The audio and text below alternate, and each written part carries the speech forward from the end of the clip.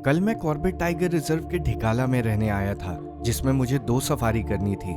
पिछली सफारी में तो मुझे ढेर सारे जानवर देखने को मिले। अब आज मैं जा रहा हूँ अपनी दूसरी सफारी पे और देखना है आज मेरी सफारी का एक्सपीरियंस कैसा होता है।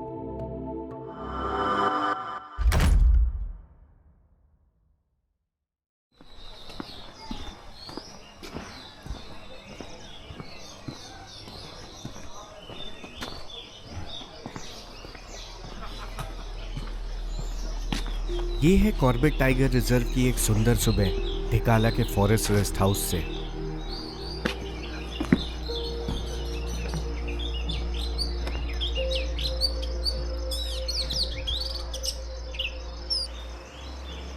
कल की तरह यहाँ अभी भी हाथियों का झुंड है, जिनको कल मैंने पास से भी देखा था।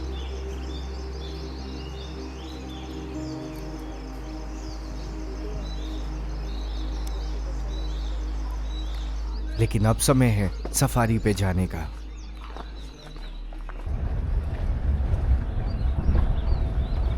कल शाम की सफारी समाप्त होने से ठीक पहले ही हमें यहाँ बाघ देखने को मिला था, जिसमें लोगों ने बताया कि यहाँ घास के मैदान में कल 2 बाघ दिखे थे।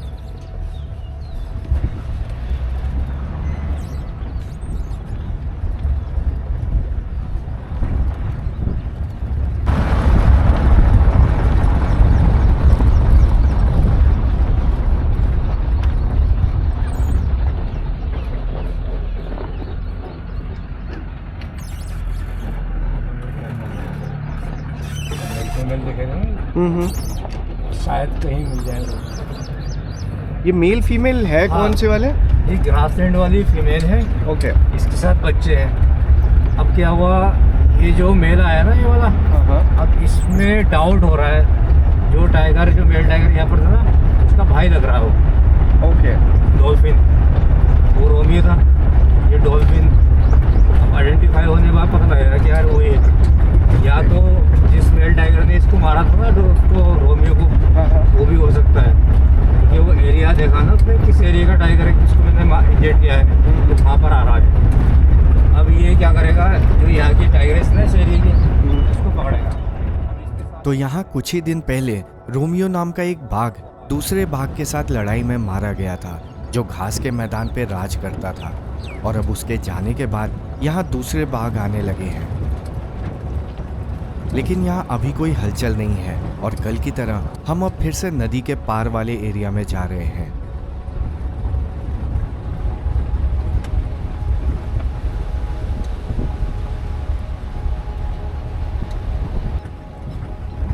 यहाँ नदी के किनारे हर मौसम में और हर सफारी में कुछ अलग जानवर और पक्षी देखने को मिलते हैं, लेकिन अभी ये भी खाली ही है। कॉर्बेट के जंगल में एक रात के लिए रहने आना मानो पलक झपकते बीतने जैसा है, लेकिन यहाँ की बुकिंग मिलना आसान नहीं है। इसलिए मुझे 2 सफारी में ही जितना हो सके पूरे जंगल को घूमना है।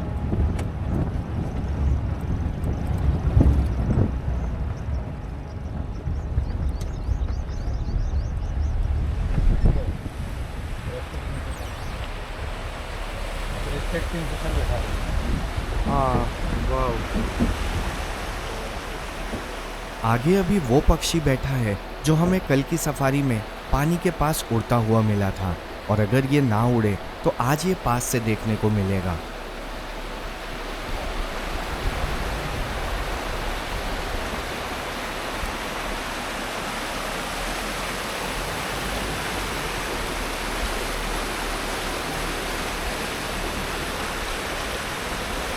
बगल में देखता है जाके। चलो धीरे धीरे और आगे।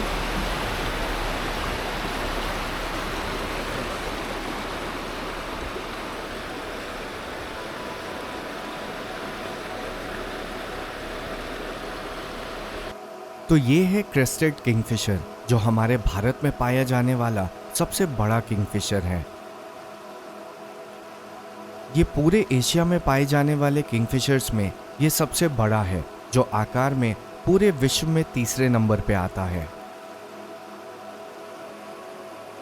भारत में जहां सबसे छोटा किंगफिशर 5 से 6 इंच का होता है, इनका आकार 16 से 17 इंच का होता है, यानी लगभग 1 से 1.5 फीट।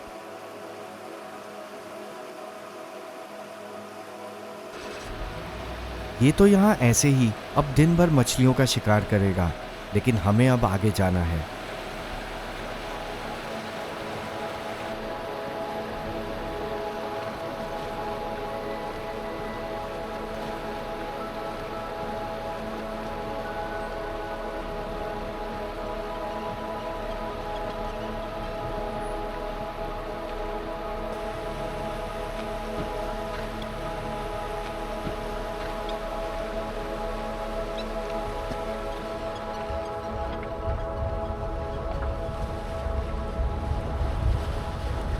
जंगल में बाघों का अपना अपना क्षेत्र होता है, जहाँ के पानी और शिकार पे उनका अधिकार होता है, और नदी के पार के हिस्से पे राज करती है छोटी पार वाली, जिसके साथ अभी 3 बच्चे भी हैं। लेकिन कल हमें यहाँ जो टाइगर दिखा था वो नदी के दूसरी ओर से आया था।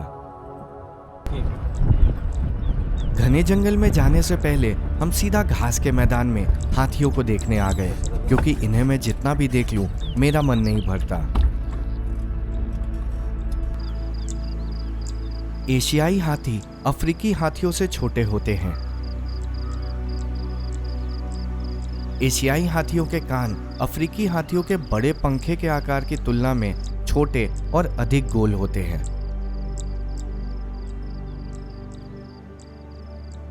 हाथी शुद्ध शाकाहारी होते हैं और एशियाई हाथी एक दिन में लगभग 100 से 150 किलो तक घास, पत्ते और जड़ें खा सकते हैं, और ये पानी भी 100 लीटर या उससे भी अधिक पी सकते हैं।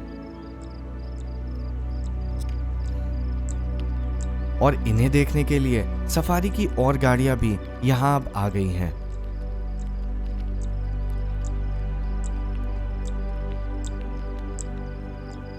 एशियाई हाथियों का दिमाग बहुत बड़ा और भारी होता है, जो लगभग 4 से 5 किलो तक का होता है, और इतने बड़े दिमाग के चलते ही ये बहुत बुद्धिमान होते हैं, जो सालों बाद भी रास्तों को, पानी वाले जगह को और अपने परिवार के प्रत्येक सदस्यों को याद रख सकते हैं। हाथियों का झुंड हर साल खाने और पानी की खोज में एक जगह से दूसरी जगह जाता है, जो सैकड़ों किलोमीटर का होता है, और ये संभव हो पाता है इनकी उन याददाश्त से जो पीढ़ियों से चली आ रही है, जिसमें ये जंगल के रास्ते से लेकर पहाड़ों और नदियों को होते हुए जाने वाले रास्तों को अच्छे से याद रखते हैं।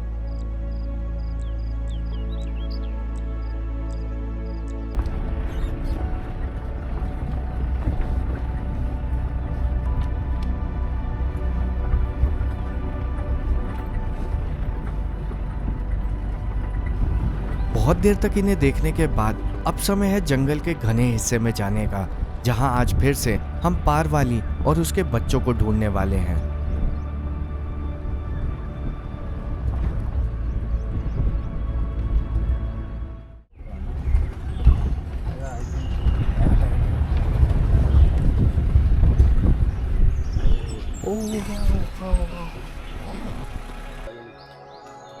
और घने जंगल में आते के साथ ही हमें एक टाइगर मिल गया।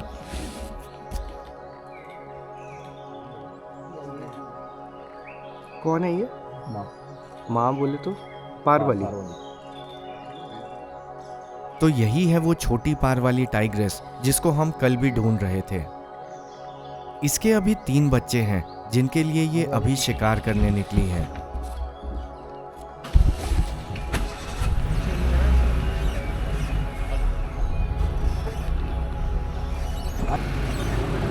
और फिर अपने सामने गाड़ियों को देख के ये जंगल के अंदर चली गई। इधर ही रखना। हाँ लो लो लो, दबाओ दबाओ दबाओ।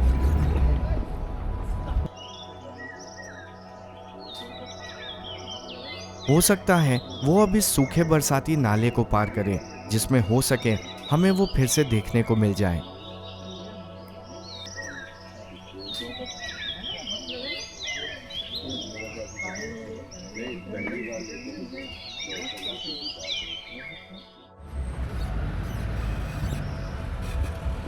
लेकिन फिर आधे घंटे तक रुकने के बाद भी वो निकल के बाहर नहीं आई।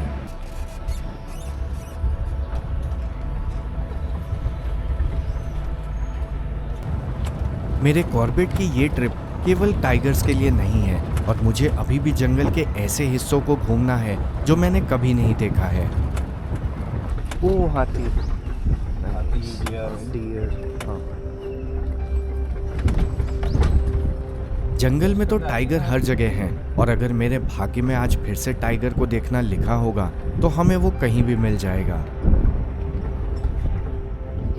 लेकिन अभी समय है ढिकाला के जंगल में एक ऐसे पॉइंट पे जाने का जहां मैं आज तक नहीं गया।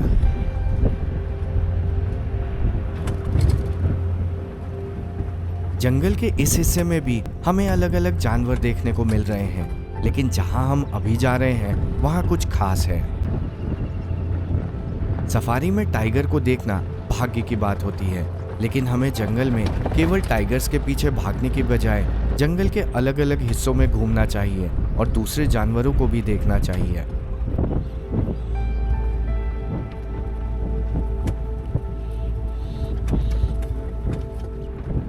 और चलते चलते हम एक ऐसे पॉइंट पे आ गए जहां से आगे जाने का रास्ता नहीं है।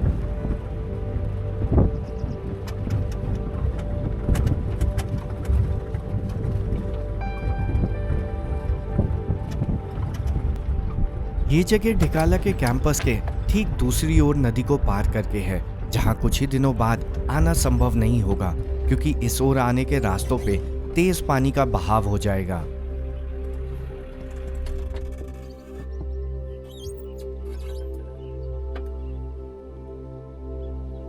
जंगल का ये भाग देखने में थोड़ा थोड़ा मध्य प्रदेश के जंगलों जैसा है।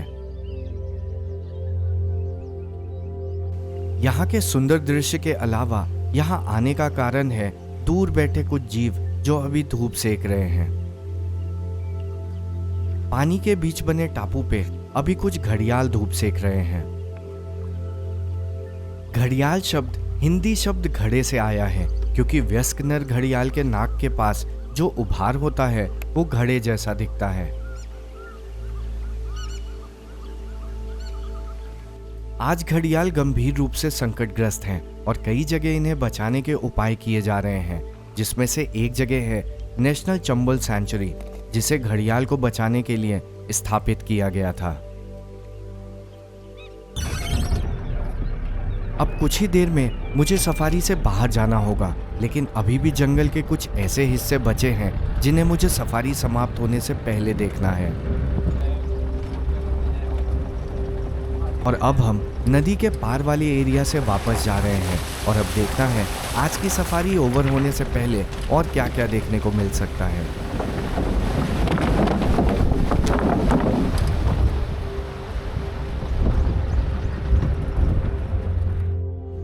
थोड़ी देर ड्राइव करने के बाद हम अभी जंगल के एक घने भाग में आ गए हैं जहां कम ही लोग सफारी के लिए आते हैं क्योंकि यहां टाइगर के दिखने की संभावना थोड़ी कम होती है।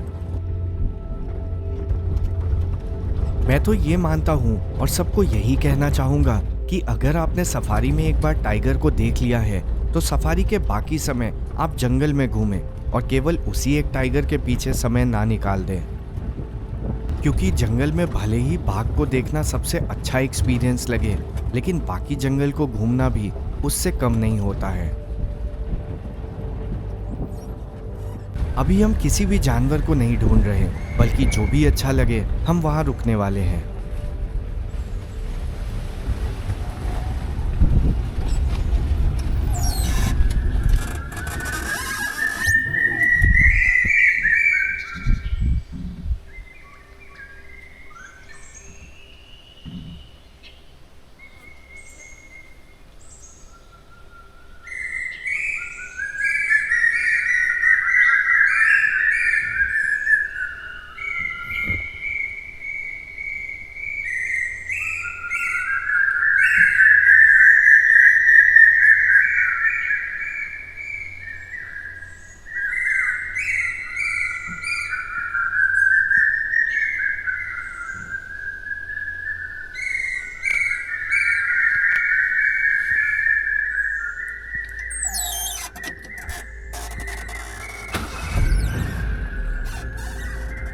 लेकिन हम यहाँ बहुत अधिक समय भी नहीं रुक सकते हैं क्योंकि अब जल्द ही सफारी का समय समाप्त होने वाला है।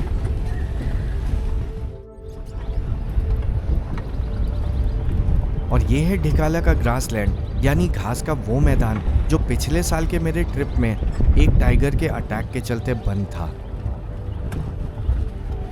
अब देखना है इतनी तेज धूप में हमें कोई जानवर देखने को अब मिलता भी है या नहीं। चल चल चल चल चल।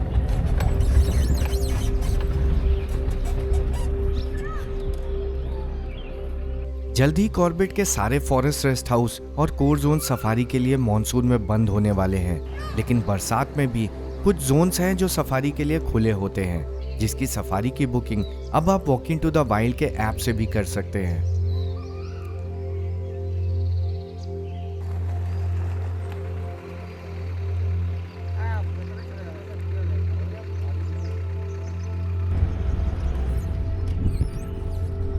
अब हमें सफारी से वापस जाना होगा और फिर हमें अपना सामान पैक करके जंगल से बाहर भी जाना है। ओ हाथी बच्चा है।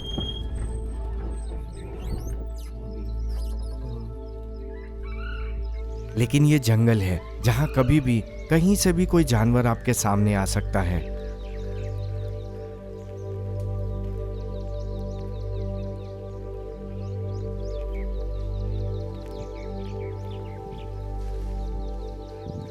अभी यहाँ हमारे दोनों ओर हाथियों का झुंड है और अब हमें इनके जाने तक यहाँ रुकना पड़ेगा।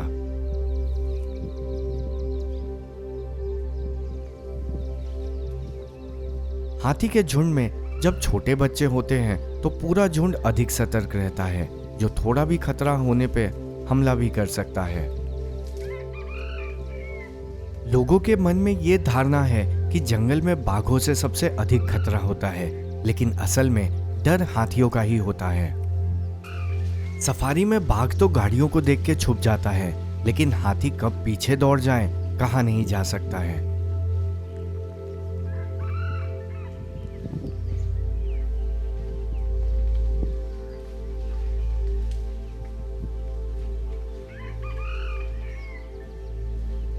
अभी भी यहाँ दोनों ओर हाथी हैं, लेकिन हमें मौका देख के अब यहाँ से निकलना ही होगा, क्योंकि सफारी का समय अब समाप्त हो रहा है।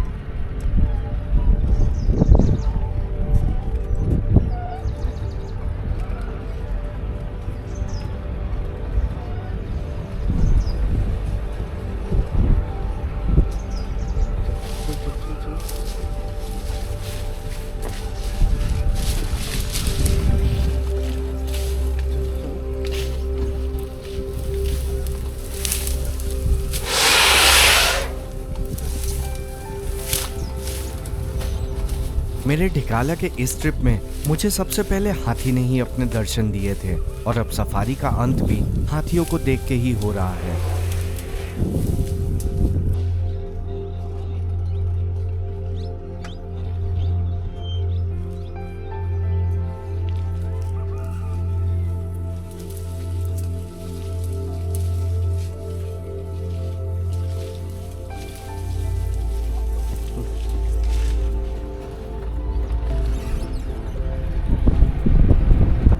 जल्द ही मॉनसून में भारत के अधिकतर जंगल सफारी के लिए बंद होने वाले हैं और हो सके मैं मॉनसून में कॉर्बेट दोबारा आऊं जब जंगल में चारों ओर पानी और हरियाली होगी।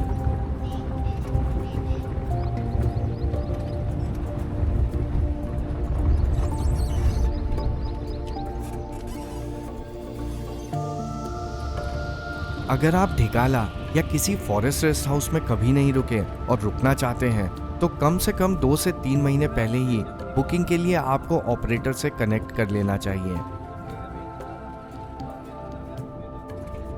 आशा करता हूं आपको ये ढिकाला की मेरी छोटी सी ट्रिप अच्छी लगी होगी। अगर आपको मेरा ये एफर्ट अच्छा लगा हो और आप मुझे सपोर्ट करना चाहते हैं तो मेरे चैनल को सब्सक्राइब कर लीजिए और walking to the wild app को डाउनलोड करके अपने भारत के वाइल्ड लाइफ कम्युनिटी को आगे बढ़ाने में मेरी हेल्प कीजिए।